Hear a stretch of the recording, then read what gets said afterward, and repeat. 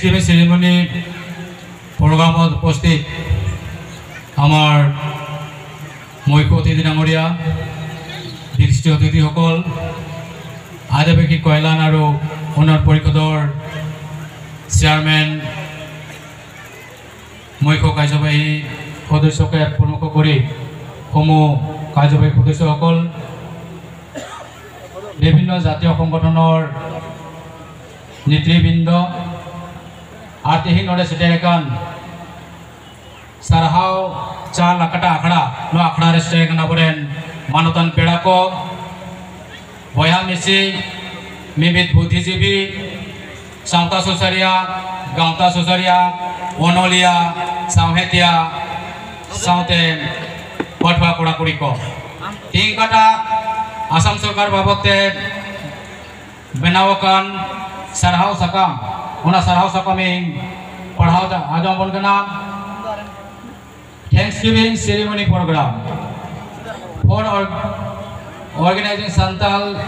language in Oltiki script as medium of instruction in Assam. Organized by ABSAR, a united forum of ex-AGMA F,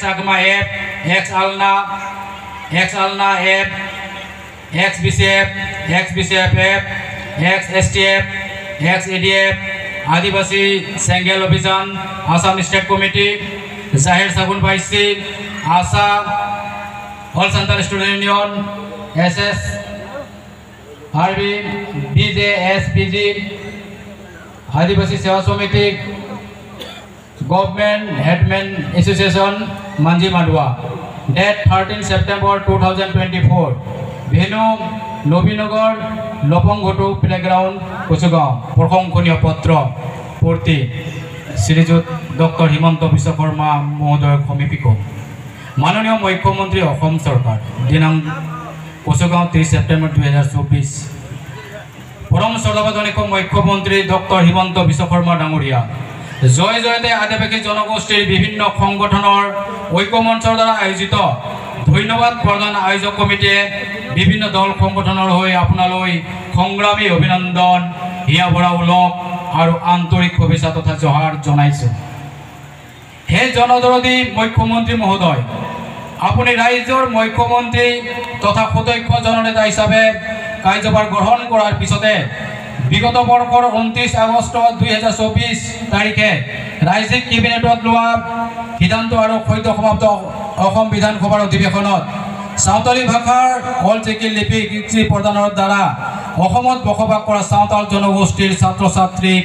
প্ৰাথমিক শ্ৰেণীৰ পৰা দশম শ্ৰেণীলৈ সাঁওতালী মাধ্যম হিচাপে অধ্যয়ন কৰিবলৈ যি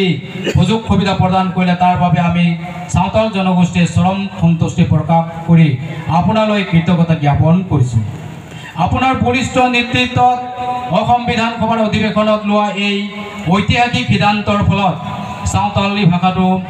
শিক্ষানুষ্ঠানসমূহতো শিক্ষাৰ মাধ্যম হিচাপে প্ৰয়োগ কৰাৰ প্ৰথম যাত্ৰা আৰম্ভ হ'ব সমান্তৰালভাৱে সাঁওতালী ভাষাক চৰকাৰী কাৰ্যালয় আদিসমূহতো প্ৰয়োগ কৰাৰ ব্যৱস্থাই স্বাভাৱিকতে সাঁওতাল জনগোষ্ঠীৰ লোকসকলক উৎসাহিত আৰু উৎফুল্লিত কৰি তুলিছে হে মহানুভৱী মুখ্যমন্ত্ৰী মহোদয় তাহানি 1925 খ্ৰীষ্টাব্দতে জাতিটোৰ এগৰাকী অন্যতম পূৰ্বপুৰী পণ্ডিত ৰঘুনাথ মুৰ্মুদেৱে জনগোষ্ঠীটোৰ বাবে অলচিকি লিপি উদ্ভাৱন কৰিছিল সুযোগ সুবিধাৰ অভাৱৰ বাবে হোক ৰজা ঘূৰাই উনিয়া বা উদাসীনতাৰ বাবে হোক উদ্ভাৱনৰ পিছত লিপিটোক চৰকাৰী স্বীকৃতি প্ৰদানৰ ক্ষেত্ৰত কোনো সদিচ্ছা অথবা পদক্ষেপ গ্ৰহণ কৰা পৰিলক্ষিত নহ'ল 1999 চনত তদানীন্তন সাংসদ চালখন মুৰ্মু ডাঙৰীয়াৰ উদ্যোগত সাঁওতালী ভাষাক সাংবিধানিক স্বীকৃতি দিয়াৰ বাবে জনগোষ্ঠীটোৰ বিভিন্ন দল সংগঠনৰ সক্ৰিয় সহযোগত সবল দাবী উত্থাপিত হয় এই দাবীৰ প্ৰতি পূৰ্ণ সমৰ্থন তথা সহযোগ আগবঢ়াই অসমতো তদানীন্তন সশস্ত্ৰ আদিবাসী সংগ্ৰামী গোটৰ আদিবাসী কোব্ৰা মিলিটাৰী অফ আসাম আগমা সদৌ অসম আদিবাসী ছাত্ৰ সন্থা আসাম ঝাৰখণ্ড দিছম পাৰ্টিকে ধৰি আদিবাসী সংগঠনসমূহৰ দাবীৰ সমৰ্থনৰ প্ৰতি সন্মান তথা সঁহাৰি জনাই দীৰ্ঘ বিৰতিৰ অন্তত 2003 চনত ভাৰত চৰকাৰে সংবিধান সংশোধনীৰ জৰিয়তে অষ্টম অনুসূচী সাঁওতালী ভাষাক চৰকাৰী মান্যতা প্ৰদান কৰি কাৰ্যকৰী কৰাৰ নিৰ্দেশ জাৰি কৰে সেই মৰ্মে 2011 খ্ৰীষ্টাব্দত বিশ্বজনীন অনুদান আয়োগে সাঁওতালী ভাষাক নেট পৰীক্ষাত বিকল্প বিষয় হিচাপে অন্তৰ্ভুক্ত কৰাৰ স্বীকৃতি প্ৰদান কৰে। এই গৌৰৱোজ্জ্বল ইতিহাসৰ অধিকাৰী সাঁওতাল জনগোষ্ঠীৰ ভাষাটোক অষ্টম অনুসূচিত স্বীকৃতিৰ যোগেদি অন্তৰ্ভুক্ত কৰা কাৰ্যই মাইলৰ খুঁটি হিচাপে ইতিহাসৰ পৃষ্ঠাত লিপিবদ্ধ হৈ ৰ'ব। লিপিৰ অধিকাৰ প্ৰতিপন্নৰ এই যুঁজখনত তদানীন্তন অসম বিধানসভাৰ জ্যেষ্ঠ সদস্য অসম বিধানসভাৰ প্ৰাক্তন অধ্যক্ষ পৃথ্বীৰাজ ডাঙৰীয়াৰ অৱদানো সোঁৱৰিবলগীয়া। হে মহান নেতা, অসমৰ খিলঞ্জীয়া চাওতালসকলৰ জাতীয় পৰিচয়, জাতি মাটি ভীতি আৰু চাওতালী ভাষা অলচিকি লিপি প্ৰণয়নৰ বাবে আপোনাৰ বলিষ্ঠ পদক্ষেপ আৰু যুগান্তকাৰী সিদ্ধান্তৰ প্ৰতি অসমৰ সমূহ চাওতাল ৰাইজৰ হৈ কৃতজ্ঞতা প্ৰকাশ কৰাৰ লগতে ধন্যবাদ জ্ঞাপন কৰিছোঁ। অসমত বসবাস কৰা আদিম আৰু ভূমিপুত্ৰ হিচাপে পৰিচিত শোষিত, লাঞ্ছিত, বঞ্চিত, নিষ্পেষিত চাওতালসকলৰ বাবে সুকীয়া চিন্তাধাৰাৰে চাওতাল জনগোষ্ঠীৰ লোকসকলক আগুৱাই নিয়াৰ বাবে যেনেধৰণৰ প্ৰচেষ্টা চলাই গৈছে, এয়া নিশ্চিতভাৱে চাওতালী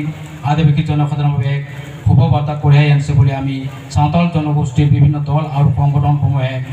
অন্তঃকৰণে অনুভৱ কৰিছোঁ। লগতে মহোদয়ৰ সৃষ্টিশীল ধাৰণা আৰু গতিশীল চিন্তাধাৰাৰে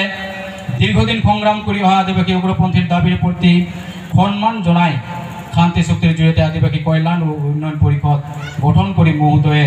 সমগ্ৰ অসমৰ আদিবাসীসকলৰ মৰ্যাদা অক্ষুণ্ণ ৰখাৰ মহান কাৰ্যকে সম্পাদন কৰিলে। ইয়াৰ বাবে এই সুযোগতে মহোদয়লৈ অশেষ ধন্যবাদ আৰু কৃতজ্ঞতা জ্ঞাপন কৰিলোঁ। হে অক্লান্ত সৈনিক, ৰাজ্যখনৰ মূল অভিভাৱকৰ দায়িত্ব বহন কৰি আপুনি দিনে নিশাই কৰা কঠোৰ পৰিশ্ৰম আৰু